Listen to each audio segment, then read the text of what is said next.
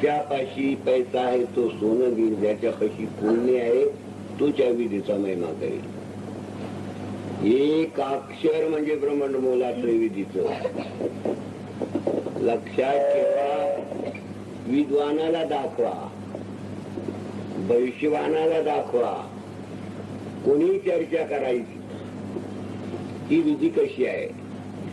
ही विधी म्हणजे बाबांनी काय थोतांड नाही मांडलं, बाबाचं कवित्व नाही केलं, जगातलं वर्णन नाही केलं. जे पुरातन अमृतमय रूप आणणारे गीता, भागवत, वेद, शास्त्र याच्यातून जसं टाकातून लोणी काढलाय तसं त्याप्रमाणे या सर्व ग्रंथातून हे सार काढलाय.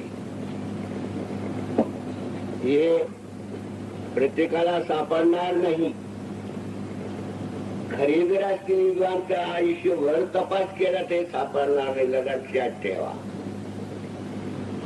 ही विधी पाहिल्यानंतर त्यांच्या डोक्यात येतं की आणलं कुठून. हे गावगाव नसतं. जो मूळ पुरुष, आद्य पुरुष त्याच्यापैकी असतो. त्या घरात गेला म्हणजे त्या घरातला जो व्यवहार असतो तो त्यांना संतांना त्या येशू योगाला माहित असतो. म्हणून त्या वस्तू त्यांच्यात आल्या आणि त्या पार्वतीच्या रूपाने आपल्या जगात पाहिल्या.